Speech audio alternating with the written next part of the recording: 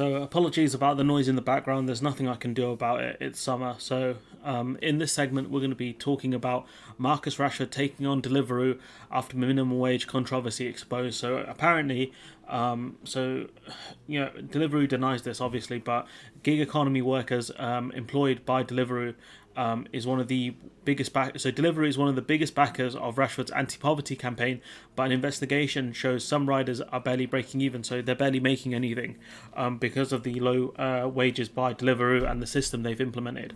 So Marcus Rashford is to hold emergency talks with Deliveroo after a Mirror investigation revealed riders on thousands of shifts are averaging less than the minimum wage. And what's important to note from this story is the fact that Marcus Rashford is taking on a big company, right, to help, to stop them from giving out alleged, wages lower than the minimum wage, okay? Why isn't Starmer doing this? Why isn't Boris Johnson doing this? Why is it Marcus Rashford once again having to deal with this?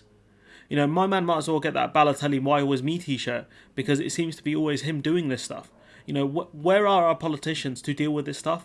I'm so confused.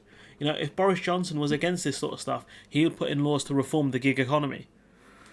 It's just so frustrating. So Marcus Rashford is to hold emergency talks with Deliveroo after a Mirror investigation revealed riders on thousands of shifts are averaging less than the minimum wage. So the food delivery firm is a major backer of the Footballers' End Child Poverty Task Force and also a sponsor of the England team kit. So what you have is a company that's not paying their workers properly, or should I say, their quote unquote self-employed people properly, right? But they have money to splash on sponsoring the England training kit. Like that's horrible. The food delivery firm is a major backer, we mentioned that. However, a report by the Daily Mirror, the Bureau of Investigation, Journalism and ITV News uncovered how some riders working for the firm are facing debt, while boss Will Shu prepares for a stock market flotation that could net him 500 million. The thing is, he's not done too great from the stocks, as well as he thought he would have done, but that's a separate story for someone else to cover.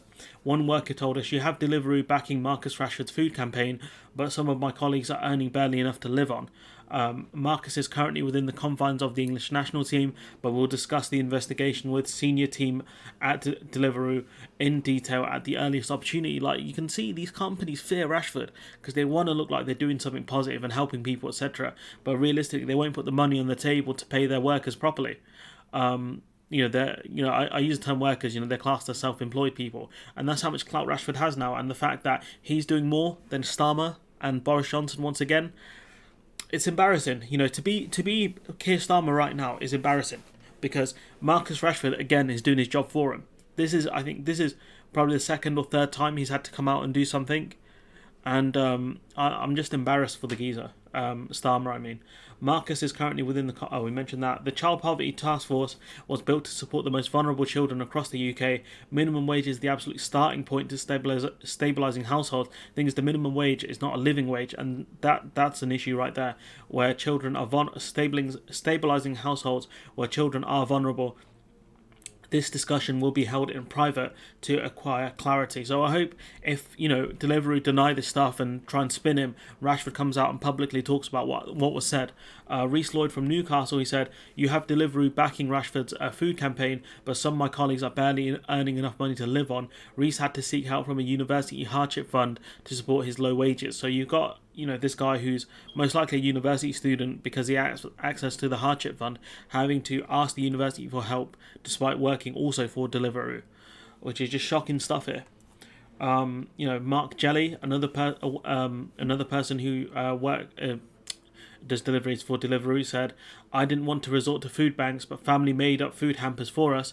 It made me go into debt with my rent, my bills, my electric. I struggled with my mental health. You become isolated within yourself because you're working so many hours. The only place you're seeing is the road, and you're alone." And, these people are facing so many problems because of these alleged low wages that Deliveroo are paying.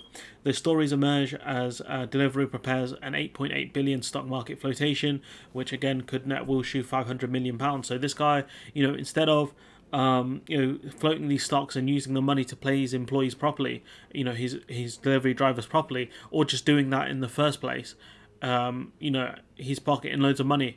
No, this is classic. If this is true, this is classic exploitation by a boss man. So in October, the company said of its partnership with the task force, as part of Rashford's child poverty task force, we knew we had to do more. Today, we're announcing our new commitment to deliver thousands of meals to families. The thing is, bruv, just pay your employees properly for a start. Just do that. Like, you don't have to do all this extra stuff. Like, just pay your workers, fam, and start there. It's so frustrating when companies do this, like, oh, we're woke and we're doing all this stuff to help people. It's like, bro, pay your employees, fam. Pay your workers properly. This is all part of our long-term commitment to use our delivery network and partnerships to support those in need across the UK. Like, bro, if you have people who work for you who use food banks, so this investigation looks at 300 riders across the UK covering 33,000 hours and over 11,000 shifts worked for Deliveroo in 2020-2021 financial year. The Mirror has spoken to riders in Newcastle, Reading, London, York and Pontypool. I've never heard of Pontypool. And Wales who work for Deliveroo. So while 41% of some of this stuff I didn't understand, like this thing here, but the bits I did understand were, meanwhile, 41% of shifts sampled made an average of less than £8.72, the national minimum wage. Invoices do not record when they logged in. Invoices do not even record when they logged in, but got no work at all. So they're logged into the app in order to get jobs, and they haven't been getting them. So I think they're paid per job, and that's also an issue, which is something that what's it called, have been dinged by Uber. So Henry Chango Lopez, IWGB secretary, says Deliveroo is giving Britain a bad name. The thing is, they're not giving Britain a bad name. They're just exploiting the system that exists. Britain is giving Britain a bad name. Boris Johnson and the people who have allowed this gig economy system to run are giving Britain a bad name. So the public has a right to know about the dangerous precedent it sets for the future of work in Britain if Deliveroo continues these practices and is still held by the government as a British tech success, because other companies will follow this model. We've seen the rise of agencies and agency workers where they can fire you for little to no reason. If they want to, they can get rid of you. We've seen the dilution of employment rights for people. So this person goes on to say, it's deplorable that Deliveroo has continued these practices even through the pandemic. This is why it's become such a protested platform.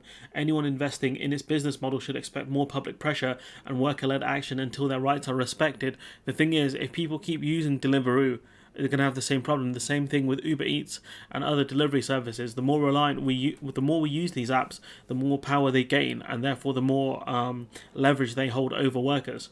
TUC January Secretary Francis O'Grady, I think someone we mentioned during the Uber story as well. Deliveroo has no excuses for not treating its workers fairly, especially when the company stands to make a fortune on the back of the pandemic. And it's absolutely correct that this company has been making more and more money because of the pandemic, and the simple fact that they're not giving that money back to the workers and they're being exploited. This is not a surprise to anyone who actually follows this stuff.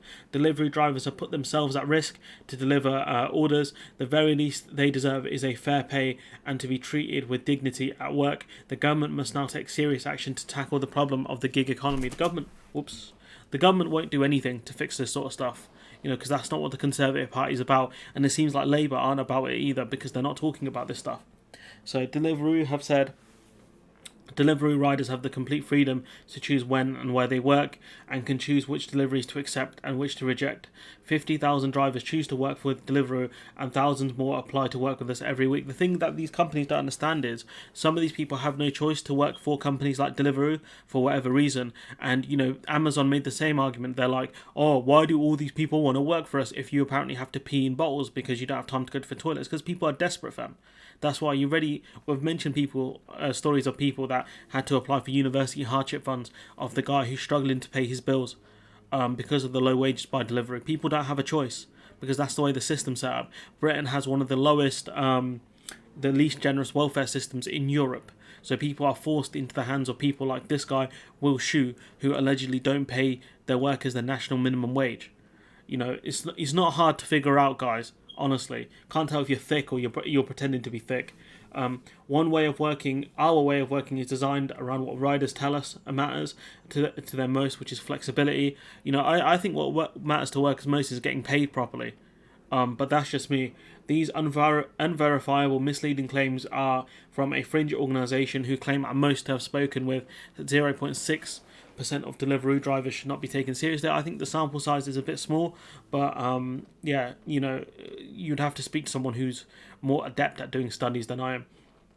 This is where it gets really dodgy. It says riders in the UK are paid for each delivery they choose to complete and earn £13 per hour on average at our busiest times. What about the non-busy times? How much do they earn then?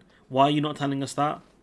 Like, it's a joke. Honestly, it's a joke that, this company is trying to spin it like this. But companies like this are, really dodgy. They are really dodgy. And, they get away with this stuff because the government won't do anything. The government won't do anything about it, and so nothing changes. It's very hard. Uber drivers had to go through the courts. I think Deliveroo drivers tried to as well, but for some reason their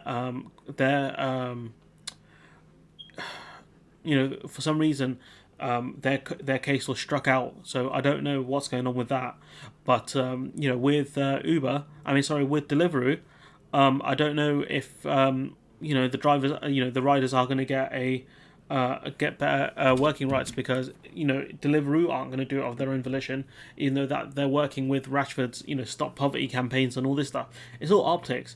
Companies like this always do this sort of stuff when realistically they're not even doing the bare minimum they're expected to do, which is just frustrating. And people fall for this stuff, like, oh, Deliveroo can't be for poverty and pay people bad wages because they're with Rashford's stop poverty campaign. Like, come on, man. Anyways, I'm going to leave it there. Let me know what you think in the comments below. Like, comment, share, subscribe, and hopefully I'll see you in the next one.